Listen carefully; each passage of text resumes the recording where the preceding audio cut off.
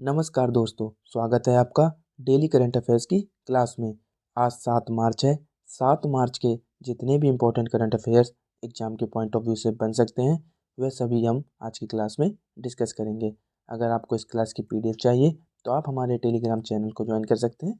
वहाँ से आपको पीडीएफ मिल जाएगी। टेलीग्राम चैनल का लिंक डिस्क्रिप्शन में है। आइए शुरू करते हैं। आज का हमारा पहला क्वेश्चन है,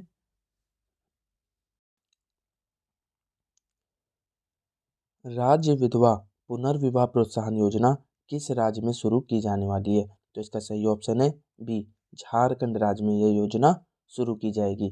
तो मुख्यमंत्री चंपई सोरेन इस योजना की औपचारिक शुरुआत करेंगे। इस पहल के तहत पुनर्विवाह करने वाली विधवाओं को 2 लाख रुपए की राशि मिलेगी। इस योजना का उद्देश्य विधवाओं के जीवन स्तर और सम्मान में सुधार करना है।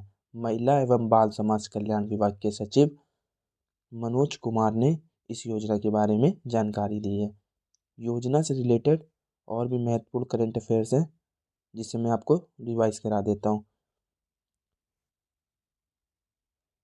मिशन महिला सारथी पहल उत्तर प्रदेश में, सपनों का संचय जमा लिंक्ड ऋण योजना हिमाचल प्रदेश में, नमो शेतकरी महासम्मान निधि योजना महाराष्ट्र में, कृषक उपहार योजना उत्तर प्रदेश में, मिशन इन्वेस्टिगेशन @75 शुरू किया बिहार ने, उन्नत आरोग्य श्री योजना कहाँ शुरू हुई है?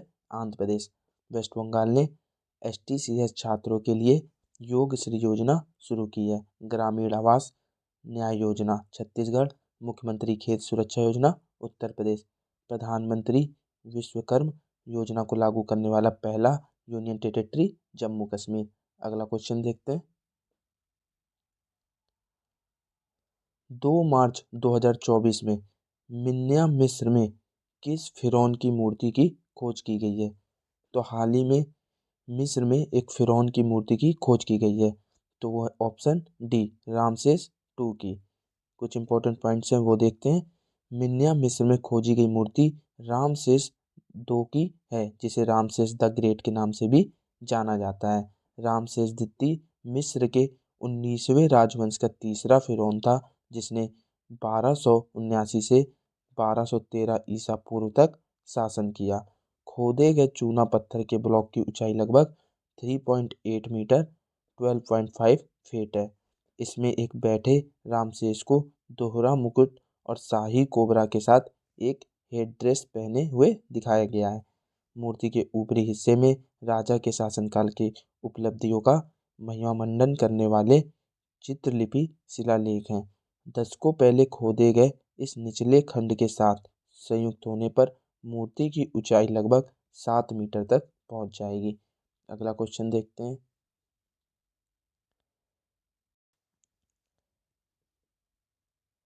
हाल ही में मार्च 2024 में एलोन मस्क को पीछे छोड़कर दुनिया का सबसे अमीर व्यक्ति कौन बन गया है? तो इसका सही ऑप्शन है बी, जेफ बेजोस दुनिया के सबसे अमीर व्यक्ति बन गए हैं, अमेजोन के फाउंडर। यह बदलाव टेस्ला इंक के शेयरों में 7.2% की गिरावट के कारण हुआ है, जिससे एलोन मस्क की कुल संपत्ति पर असर पड़ा। अच्छा, ये पहले और दूसरे सबसे अमीर व्यक्ति हो गए। तीसरा कौन है? तो बर्नार्ड अर्नोल्ट, $157 बिलियन की नेटवर्थ है। बर्नार्ड अर्नोल्ट को हम मॉडर्न लग्जरी इंडस्ट्री का गॉडफादर भी कहते हैं। ये LVMH के फाउंडर भी हैं। मोएट हेनरी ल्यूस व्यूटन। और चौथे व्यक्ति कौन है? मार्क जुकरबर्ग, $179 अरब की नेटवर्थ है। अगला क्वेश्चन देखते हैं। पहला भारत स्टीम बॉयलर एक्सपो 2024 कहाँ आयोजित किया जा रहा है? तो इसका सही ऑप्शन है एक, गुवाहाटी असम में। एक्सपो गुवाहाटी के खानापारा इलाके में वेटरनरी कॉलेज फील्ड में शुरू हुआ। इसका उद्घाटन किसने किया है? तो असम के चाय जनजाति कल्याण, श्रम और रोजगार मंत्री संजय किशन और असम सरकार के कौशल रोजगार और उद्यमिता विभाग के प्रधान सचिव बी कल्याण चक्रवर्ती ने किया है। यह आयोजन 3 दिनों तक चला, 5 मार्च से 7 मार्च तक। और असम के CM कौन है? तो हेमंत बिस्वा शर्मा, गवर्नर गुलाब चंद कटारिया। अगला क्वेश्चन देखते हैं।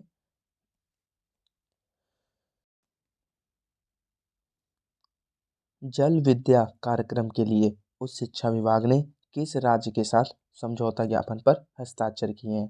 तो इसका सही ऑप्शन है डी, असम सरकार के साथ हस्ताक्षर किए हैं। तो इस कार्यक्रम का उद्देश्य क्या है?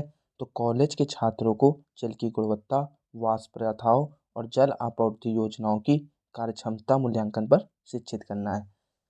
असम के सीएम हेमंत बिस्वा शर्मा और गवर्नर गुलाब चंद्र कटारिया। अगला क्वेश्चन देखते हैं।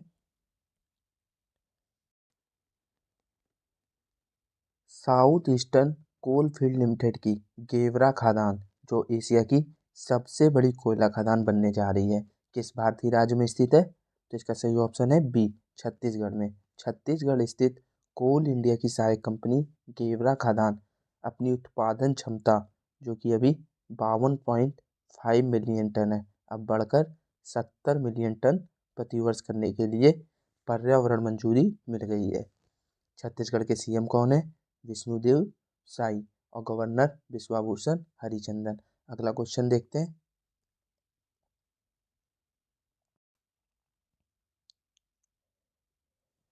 भारतीय बागवानी अनुसंधान संस्थान द्वारा आयोजित 3 दिवसीय राष्ट्रीय बागवानी मेला कहाँ हो रहा है? तो इसका सही ऑप्शन है ए, बेंगलोर में।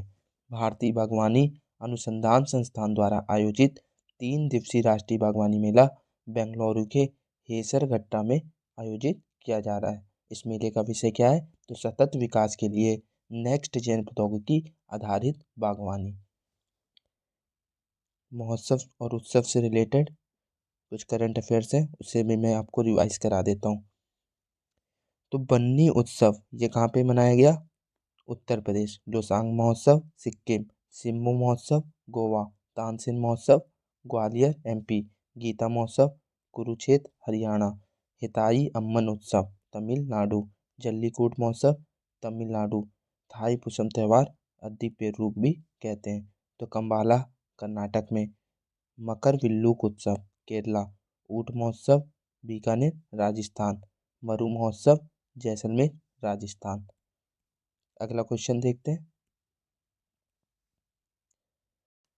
2027 तक केंद्र शासित प्रदेश जम्मू और कश्मीर में 2000 स्टार्टअप स्थापित करने पर ध्यान केंद्रित करते हुए किसने नई स्टार्टअप नीति शुरू की है? तो ये स्टार्टअप नीति तो बहुत पहले ही जम्मू कश्मीर में कर देनी चाहिए थी, लेकिन खैर अभी किसने की है? तो ये की है जम्मू एंड कश्मीर के उपराज्यपाल मनोज सिन्हा ने।